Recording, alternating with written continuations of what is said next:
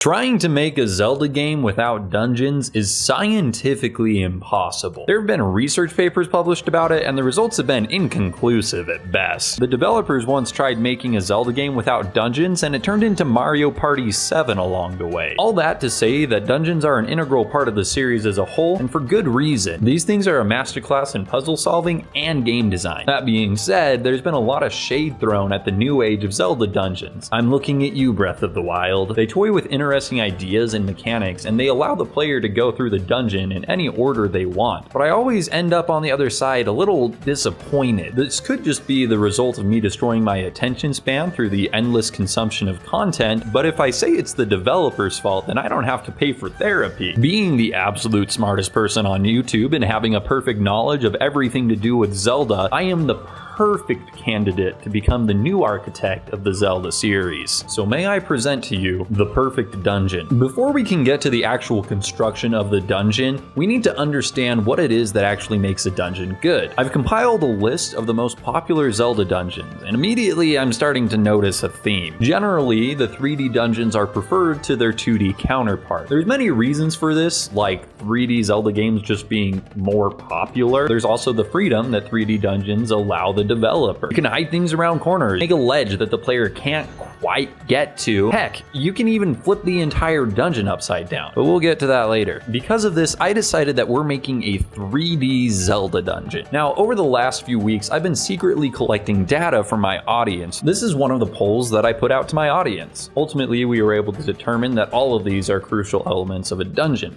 So let's start with atmosphere. The most iconic dungeons in the series have a common theme. They're all large man-made structures that have been abandoned for ambiguous reasons. You have the Arbiter's Grounds, which is an abandoned prison haunted by demons. You have the Forest Temple, which is an abandoned mansion haunted by ghosts. You have Snow Peak Ruins, which is an abandoned mansion that's absolutely crawling with monsters. I think you get the picture. So in order to make my dungeon appealing, I decided to make it a large abandoned castle haunted by demons. It's going to have a large keep in the middle and then a sprawling map surrounding it, similar to the Water Temple from Ocarina of Time. Now, all of the most popular dungeons are cool and have a unique theme, but they also have a unique gimmick. For example, we have my personal favorite dungeon, Stone Tower Temple. The gimmick of this dungeon is that the entire dungeon flips upside down, and then you have to solve puzzles surrounding that. I really like this gimmick, and so did the fans, so I'm going to expand upon it. Instead of having two states of the dungeon, upside down or right side up,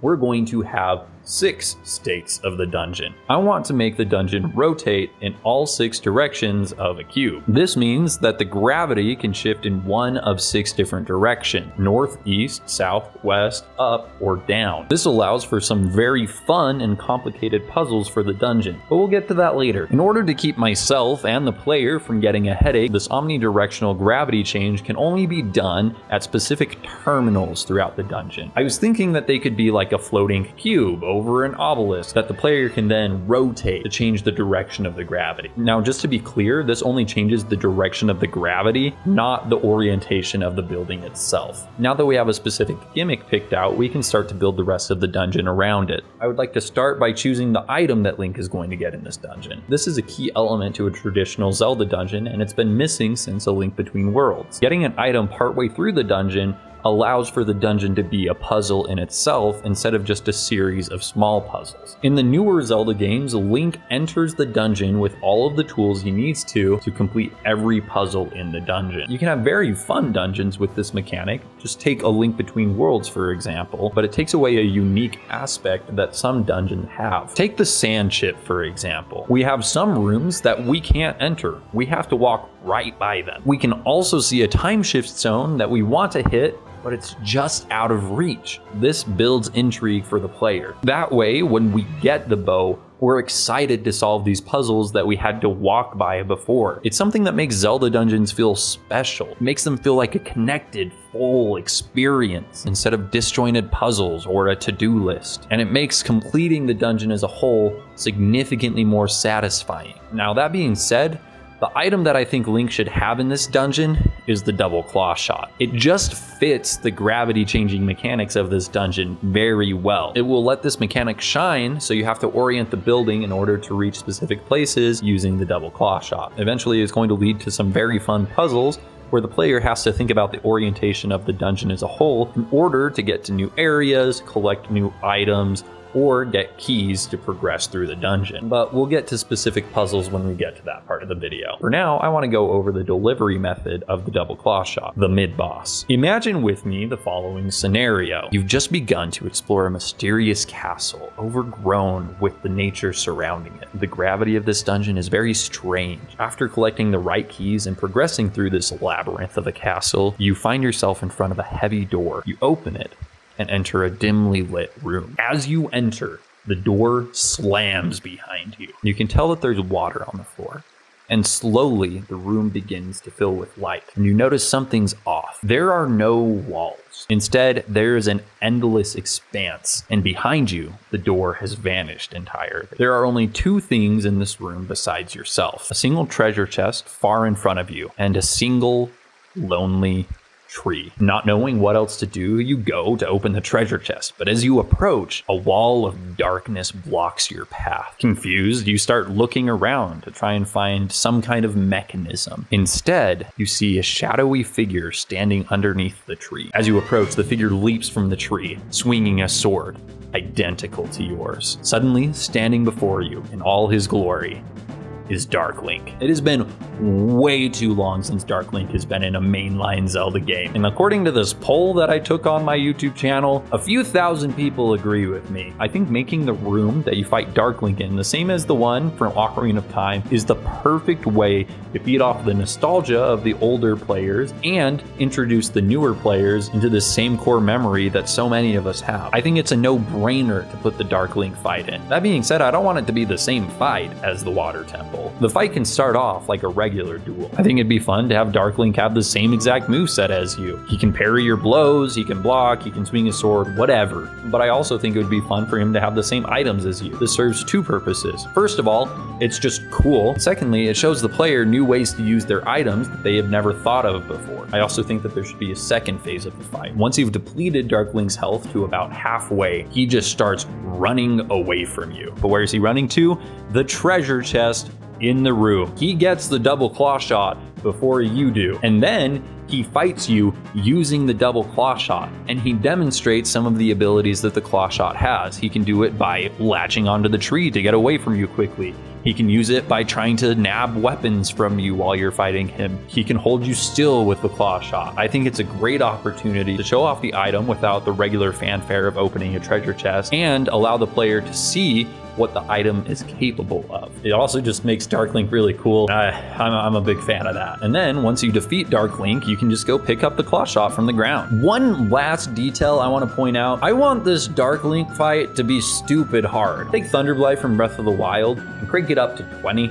That's the kind of fight I'm looking for. I want to get my butt whooped over and over and over again. I want a hard boss fight in a Zelda game. Is that too much to ask for? Now, to make it seem like Dark Link actually belongs in this dungeon, I think it's important that we foreshadow his existence. We can do this by implementing the pre-dungeon. This is the challenge that a player has to complete before they're allowed to get into the dungeon. Some of the most iconic of these pre-dungeons would be Iconic Castle from Majora's Mask, the Bolden Camp from Twilight Princess, and Thief's Fortress from Ocarina of Time. Notice how I didn't even have to tell you which dungeons these are tied to. You just knew. That's how integral these are to the dungeons themselves. I think it'd be cool to have a small village right outside of this forest, which is probably the Lost Woods, because it's a Zelda game, of course it's the Lost Woods. Then you can have the villagers complain about dark shadowy figures that attack their town at nighttime. These villagers will also tell Link about a mysterious castle hidden deep in the woods.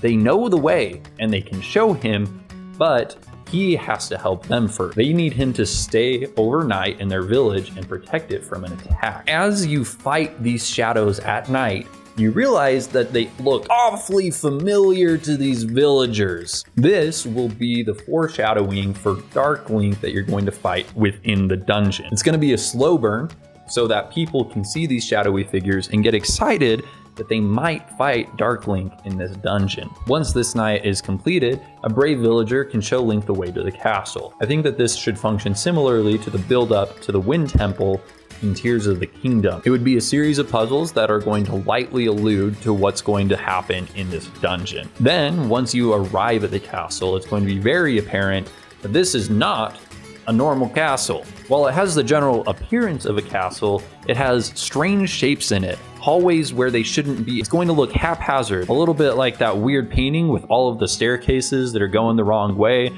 Like, yeah, this looks like an actual bit of architecture, but like, holy crap, what the heck is going on? But ultimately, all this is going to lead to is finally being able to go into the dungeon and experience the puzzles within. I think the best way to introduce the player to the gimmick of this dungeon, the gravity changing, is to just throw them into the deep end. I think that just like Skykeep from Skyward Sword, it would be a good idea to introduce the gimmick in the first room. Player walks in to a very tall portion of the building. There's no doors, and in front of them is an obelisk with a cube on top. Now we can let the player change the direction of the gravity, and no matter which way the gravity goes, it's going to let them go through the hole in the top of this room, which will then be the entrance to the main atrium of this dungeon. Once they get into the main room of this dungeon, I want the first thing that a player sees to be a large locked boss door. I want them to know exactly what the goal is as soon as they enter the dungeon. I think that this can be the balance between a non-linear feel of the dungeon, let the player explore, but also a cohesive puzzle of a traditional Zelda dungeon. I want this to feel like an elaborate quest that the player has to go on in order to overcome a challenge that they're presented with. There's a few different puzzles that you could throw out. One might be that you have to change the gravity in a specific order in order to progress through the room. Another one might be orienting the gravity in one room so that a different room is oriented the right way to collect the key. I also have some specific puzzles in mind that I think would be fun. The first one is you enter a room and it's just a really long straightaway. There's going to be holes in the ground, there's going to be blocks, spike traps all over the room, and it's going to seem like a fairly easy room to traverse. At the very end of the room, you can see one of these obelisks or terminals that you can change the gravity with. But then a random enemy is going to appear from the shadows and they're going to start manipulating the room for you. Now the entire goal is to get to the other end of this room and defeat this enemy without being crushed by falling blocks, getting hit by spike traps, or falling out of the dungeon entirely. If this sounds familiar, that's because it's heavily based off of the game Run from Cool Math Games. Another puzzle that I thought would be fun is a series of 6 rooms. You enter the first room and there's a treasure chest that's locked behind some bars. You don't know how to open the bars, but you can progress into the next room by going to the right. When you open the doors are going to remain open and you have to progress through 6 levels of these rooms. In each room there's going to be a small challenge like defeating enemies or solving a puzzle, and once you get to the very last room, you're going to be able to hit a switch. It's going to open the bars in the first room that were blocking off the treasure chest. The problem is that the switch is on a timer and you can't get there quick enough.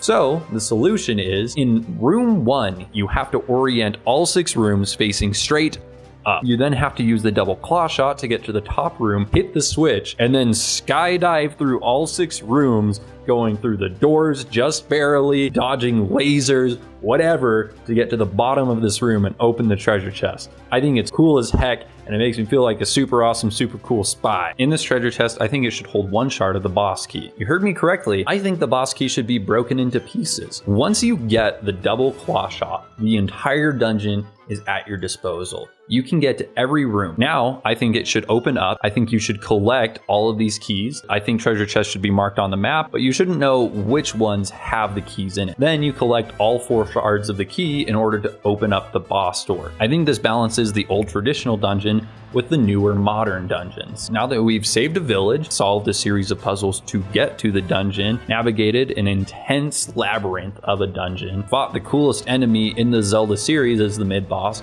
got a new item, and solved many puzzles in order to get key shards in order to open the boss door, we arrive at the boss fight of the dungeon. Now, if I've learned anything, you don't necessarily have to have a good boss in order to have a good dungeon. An easy example is the Sand Ship. It's one of the best dungeons in the series with just a D tier boss. Holy crap, I hate that boss. That being said, let's end this dungeon with a bang.